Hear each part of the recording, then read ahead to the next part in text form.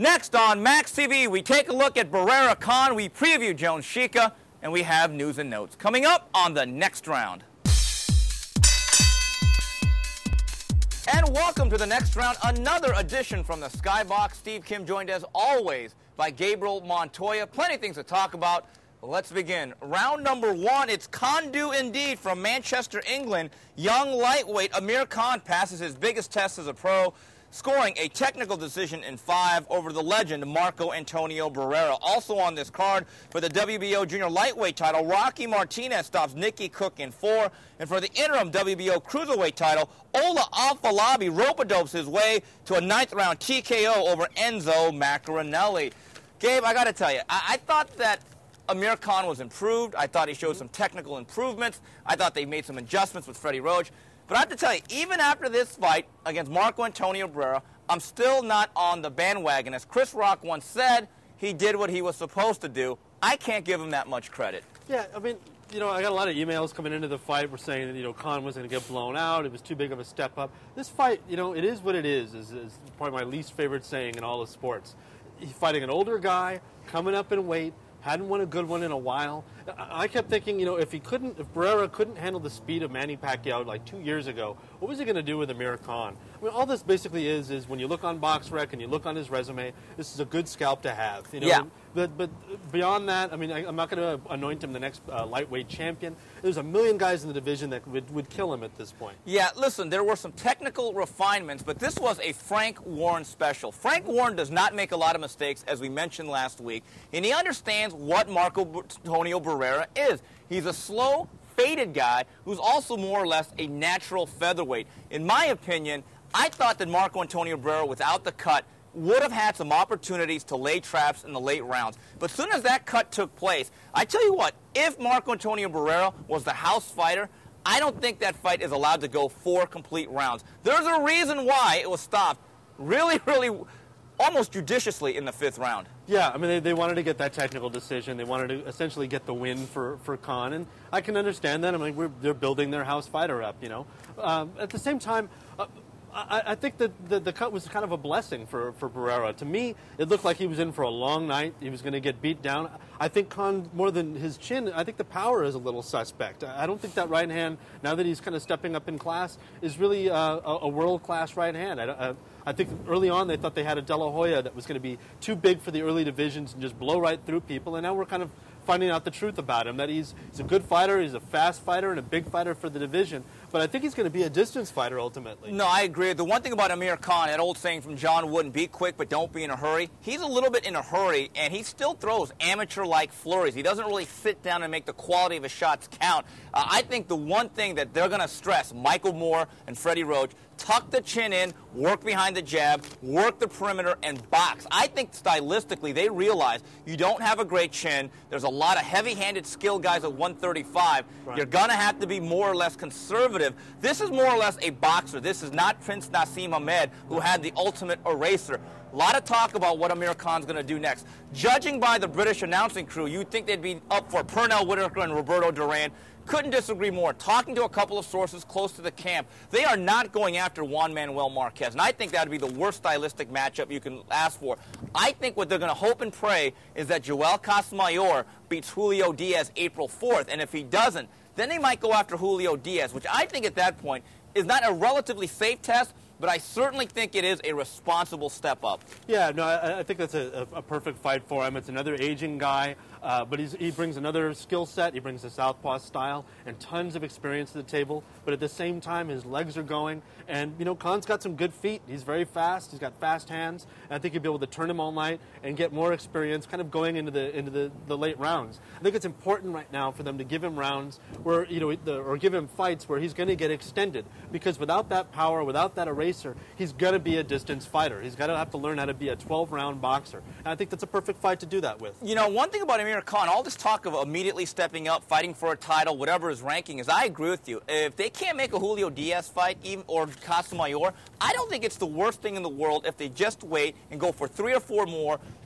step-up fights where they slowly move this guy and make sure he gets 6 to 8 rounds. I'm a big believer. The way you train a fighter properly is not through one camp, but it's all through a series of camps with muscle memory. And I still saw instances his feet got crossed up and that chin came up in the air and the hands are dropping. There are still some bad habits defensively of Amir Khan they need to erase. Absolutely. I think it's important for fans to realize, too, that this is only his second camp with Freddie Roach, and it's his first fight with Roach actually in the corner. The first fight he wasn't able to be there.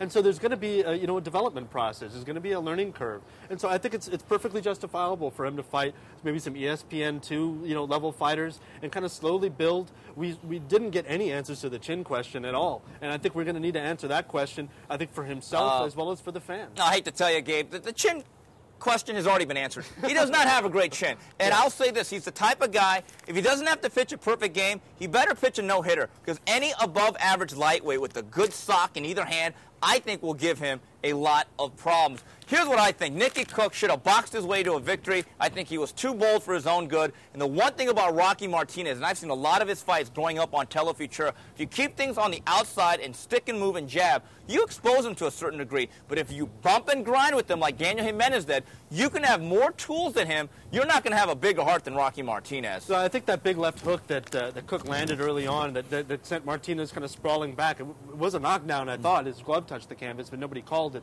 But, hey, we're in England. I think that's what led him to believe that he could bang it out and maybe stop Martinez. Martinez is not exactly Pernell Whitaker when it comes to defense. But, what a beautiful win. He came back, he let the guy fight his fight, and he did what he had to do. I'm excited to see more of Martinez. Yeah, Rocky Martinez is a rugged, hard-nosed Puerto Rican. He is not at the talent level of Ivan Calderon or Miguel Cotto. No. But one thing he makes for is very good TV, and I'm not really surprised by this. Any guy that gets knocked down 5 times by Steven Luevano, who's not exactly Salvador Sanchez, is a little bit suspect himself in the whiskers department. And you want to talk about a guy laying a trap, you're using a form of jiu-jitsu, using your own energy and force against you. Ola Afolabi did exactly what he did to Eric Fields. And I don't know if the announcers caught it, I don't know how many people caught it, period, but if you've seen Ola in the gym, it may look like he's losing a lot of battles, but he's absolutely winning the war. And I thought by the middle of the fight, 6, 7, and 8, he was laying the groundwork for exactly what happened in round number 9. Yeah, I think early on he was digging to the body. He kept shooting that jab and shooting to the body all through the fight. And was slowly kind of wearing Maccarenelli down, who thought he was doing good because he kept taking Ola to the ropes and beating on him. But then once Ola landed that short chopping right, and Maccarenelli's legs went, I think Ola kind of knew that, this is going to be a long haul, but I'm going to get this guy, and that's exactly what he did. What a beautiful right hand. Well, it is very tempting when you fight Ola Afolabi, whether it's in the gym or a real fight. You think you're having success, but really you're playing right into his hand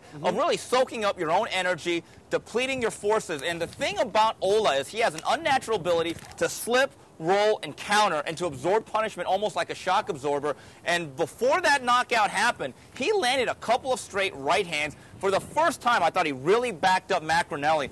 And that right hand is the type of knockout you see on your couch. You're jumping off the couch, and it makes you feel alive. You see something so exhilarating, a guy that was given no shot, 6.5 to 1 underdog, really fighting for his career to pull off the upset. I think it is right now the knockout of the year, Gabe. I couldn't agree more, man. That was one of those, I wish it was my house because I wanted to rewind that TiVo about 5 or 6 times. It's a beautiful, beautiful counter right hand. I mean, that's, in the dictionary under counter right hand, you've got that right there. Yes, this is almost like Emmanuel Augustus, who has absolutely made it, because he really is the clown prince of boxing, one of the most entertaining fighters in the game of boxing today. Well, that's it from Manchester, England. We come back. We take a look at Pensacola, where it's the return of Roy Jones. And we're back on the next round. Steve Kim, Gabriel Montoya talking boxing. We go to Pensacola, Florida. It's the homecoming of RJ. Light heavyweights in action. Roy Jones takes on Omar Sheikha. And cruiserweights in action. BJ Flores takes on Jose Luis Herrera. Listen, I think everyone knows, including Omar Sheikha, why they tabbed Omar Sheikha to come to Pensacola, to be the opponent. But it says here that if Omar Sheikha wants to win the fight, I take a book from Glenn Johnson. I rush right out and I throw the kitchen sink and all the plumbing at Roy Jones from the beginning of round number 1. Yeah, why the hell not? I mean, this is your last shot. Everybody's, tabbing you. It's basically, the guy to come in and get knocked out. Why not just go out there and just throw, a la Glenn Johnson, just everything you've got at him? I mean, Sheikha's got good power. He's got a pretty decent chin, although, at this late stage of his career, I'm not sure how much energy he's going to have, how much ability to absorb punishment he's going to have. But why not go at Roy Jones? I mean, Jones in his last fight looked very, pedestrian. At times, he wasn't throwing any punches at all, and his defense is leaky as a sieve. I say go for it. Well, one thing about Omar SHEIKA, he has very good power, but his right hand's been shaky. That's the reason why he has not been very active. I got to be honest, before he was tabbed, I felt as though, or I believed he was a retired fighter. You know what? You can't put punches on layaway. You have 36 minutes. You're not going to win a decision.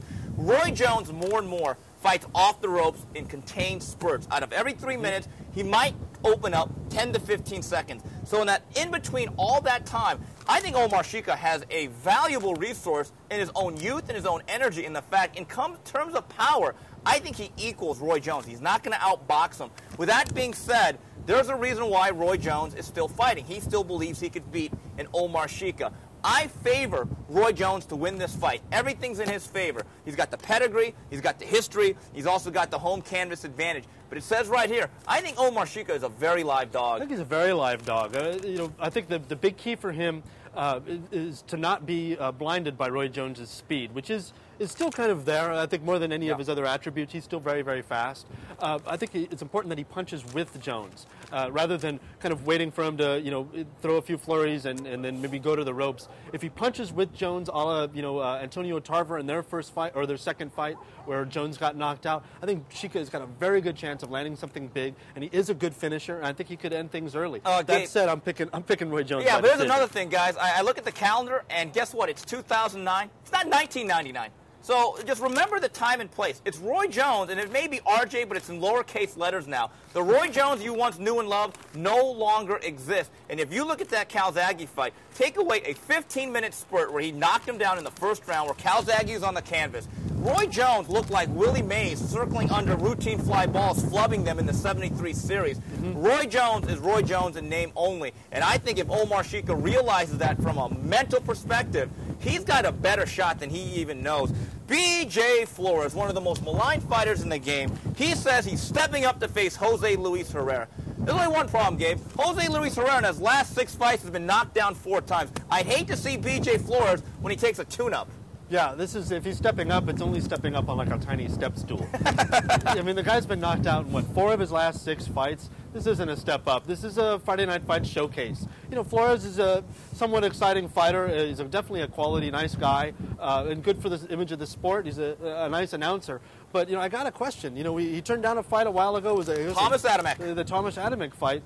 That may have been a good move, Gabe. Yeah, that may have been a good move. I got to be honest, Gabe. Right now, he's better at marketing himself and promoting himself than actually what he's done in the ring. I mean, here's a guy in Bernard Hopkins who's a legendary first ballot Hall of Famer. He should be on ESPN every month. B.J. Flores is in that same spotlight. Why? Yeah, I don't understand it. I mean, you say maybe he's good for the sport, but what's good for the sport is young guys like him actually stepping up. When you look around the rest of the division, you had, James Kirkland stepping up last week. You had Juan Diaz and Juan Manuel Marquez. You've got Paul Williams. Victor Ortiz, Paul Williams stepping up against Winky Wright. Those are step-up fights. This is a step sideways, maybe even a step down. Now, programming reminder, this pay-per-view, for those of you who don't have cable, can't get the pay-per-view over the TV, we are doing this live in the United States and internationally on Max Boxing for $29.95 in the States, $9.99 elsewhere. An interesting twist. This undercard will be made up, not of square rings, so you won't see Derek Smoke Gaynor, thankfully. You will see a lot of MMA fights. Now, that, to me, this is a great experiment. Can MMA and boxing intersect? A fight is a fight, man. As long as it's exciting, I'm there to watch it, There's always that argument that, UFC or MMA is taking over boxing. Tell you what, you keep your MMA, I'll keep my boxing, and if you guys have a good fight, I'll come on over and watch it. I'm pretty excited about this experiment. I think, that it can coexist. As long as the fights are quality, as long as, the action is sustained, then yeah, I think it can be something that can grow in the future. So there it is, this Saturday night from the Pensacola Civic Center. We come back, we wrap it up with news and notes. And we wrap things up here on the next round with news and notes. We go to the fight review Saturday in Germany. IBF middleweight title is Arthur Abraham with a 12-round decision over Lawan Simon. And in Mexico, stunning upset, Nehemar Cermeño with a 12-round decision over Christian Maharas for the interim WBA bantamweight title. And on TV Azteca, there was revancha for the interim WBA mini flyweight title. Giovanni Segura bangs out Cesar Cancilla in 4. We didn't know much about Lawan Simon. I was actually able to watch this fight on the internet. I got to give Simon credit. This was a solid, hard-nosed, tough-game guy who actually had a moment or two. He did not make it the easiest night for Arthur Abraham. He made him work over those 12 rounds. Yeah, I haven't had a chance to see the fight yet, but for guys that I know that are big fans of Abraham, yeah, he was in tough against Simon. I felt like, coming in, he was a solid guy, well-schooled guy, but that his toughness would be his X factor, and apparently it was. He actually buzzed Arthur Abraham in the 8th or 9th round with the left hook, took a lot of punishment. Arthur Abraham, this was supposed to be a snoozer. It really wasn't. Arthur Abraham was made to work 36 minutes to make the next defense. I wonder, though, just looking at his energy level and the way he fought, how much longer can he stay at 160? I think this is a guy begging to move up to 168 if he does not get Kelly Pavlik. My sources in Germany said that he really had a tough time making weight. Every time out, it's becoming more and more of a nightmare. I agree with you, man. It's about time to move to 160, or if you're in Kelly Pavlik's camp, it's time to make that fight. Yeah, Gabe, we didn't get to see the Christian Maharis fight, so I don't think there's much we could say except, remember that Life Alert commercial? He's fallen and he can't get up. I think that's Christian Maharis right now in a free fall. Not ready to write him off. He's a very skilled guy, but I do wonder about the motivation. But this is why we have rematches. We did not believe that Giovanni Segura could turn the tide against Cesar Cancilla. Now, putting aside the controversial ending where there seemed to be a long count, not the long count, but a long round, the bell sounded, a completely incompetent referee. But I got to tell you, Segura fought like a man possessed. Yeah, this was a great back-and-forth fight. And, despite the knockdowns and the way the fight ended, this was a back-and-forth affair. That third round, man, when they were both on the ropes and they're just going for it, this was everything that a fight fan wanted. And coming into the fight, I stand corrected, man. I said I didn't think there was a rematch necessary, but, Segura proved me wrong. I really believe because of the controversial nature of this rematch, because there absolutely was a bell that was not heard, that last round went at least 10 to 15 seconds long. There should be an absolute calling for a third fight. And with these two guys, you get the sense they will always make for great fights. Taking a look at Showbox from the Bell Center in Montreal, Canada, IBF Super Middleweight title, Lucien Boutte impressively stops Fulgencio Zuniga in 4 rounds. Gabe, I think it's very, very clear. When you take a look at the hierarchy of 168, I think there's Mikkel Kessler, Lucien Boutte, and then everybody else. Yeah, I would agree with you. There's still something, and maybe I'm just a hater or something. Even with a knockdown, with a knockout, and that was a beautiful uppercut to the body that dropped Zuniga. I'm still just not that excited about You're a hater. Boutte. I'm a hater. What can I say? Here's what I think. We can't let the last fight with Librado Andrade in the last 25 seconds with Marlon B. Wrong completely cloud our judgment of him. Because I was critical of it too. Yeah. But I think there's going to be a rematch, and I think at that point, Lucien Boutte can clear his name. But you know what? I know Zuniga is a blown-up 54-pounder, but I also know he's been quality rounds with a lot of good fighters bigger than him. Yeah. No one has ever halted Zuniga quite like that, Gabe. No, you got to give him props for that. The guy took out Oganov, and he's gone, like you said, quality rounds with a lot of good fighters. And that uppercut to the body, man, you can't ask for anything but more out of a body shot. It was beautiful. There's just something that I don't know what it is. There's just something that doesn't excite me about Boutte. Maybe if he fights Kessler or he solidly beats Andrade the next time, I'll be proved wrong again. There is talk that if Alan Green beats Carlos Del Leon, or the winner of that fight in general, may get a shot at Boutte. And I think either one of those guys are pretty solid guys at 168. Yeah. But you know what's funny? You take a look at North America, and you talk about the need to develop ticket sellers.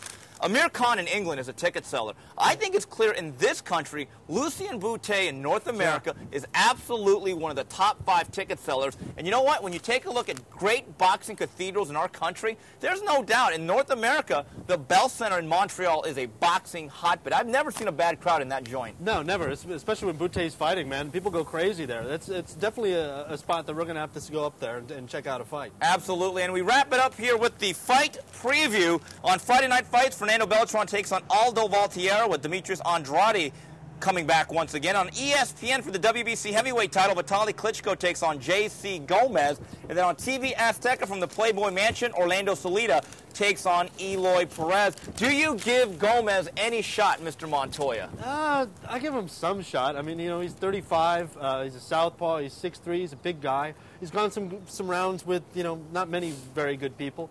But that said, you know, at Klitschko's age, I think anybody is a live dog against him. We'll see. You know, he's kind of an unknown quantity to me, Gomez. But I'll give him as good a shot as anybody. You know, the thing about Gomez, from a psychological factor, I don't think he's intimidated by Klitschko because for a long time they're in the same training camp. They've sparred a lot of rounds. A couple things about Gomez, and I am picking Klitschko. Gomez had a huge amateur career, but he's still a very accomplished pro, and he's one of these guys, he's skilled. He's a little bit boring. He's been lazy in the gym, heard a lot of stories, but he's a guy that knows what he's doing, and I don't think intimidation will be a factor. And I'll make a point right now. He will not lay down and give up this fight the way Samuel Peter did back in October. He'll give a much better accounting of himself, in my opinion. I would agree with that. But talking to the guys that have been in his camp and checking him out, it looks like he's had a very good camp. And yeah, intimidation, I think, goes a long way with both the Klitschkos for their opponents. And that's not going to be a factor here at all. Gabe, Saturday night at the Playboy Mansion, there's a fight card, and someone texted me and said, the fights at the Playboy Mansion, are they any good? And I wrote back, not as good as the scenery. Yeah, well, you know, I would love to be able to give a first-hand account of that, but we didn't get credentialed for the fight. But I'm excited to see Salido back in action. He's always a quality action TV guy. And Eloy Perez is an undefeated guy. They have some hopes for him. Orlando Salido is a guy, and people ask, do steroids help you in boxing? If you look at his performance with Robert Guerrero and the subsequent bouts, yes, they absolutely help you in boxing, in my opinion. Hey, you were ringside for the Perez fight up in San Jose. I mean, what do you think about him? Eloy Perez is a hard-nosed, tough young kid. I don't know if he has the seasoning. I have to be honest with you. I would have waited for this fight, even though it was a disappointing loss for Cristobal Cruz when Orlando Salido was outworked. I still make Salido a favorite in this fight. But it's one of those things when people say, do things like EPO and steroids and HGH, do they help boxers? I know one boxer it absolutely helped. His name is Orlando Salido. Well, that's it for this week's show. On behalf of Gabriel Montoya and the rest of Max Boxing, till the next round, goodbye, everybody.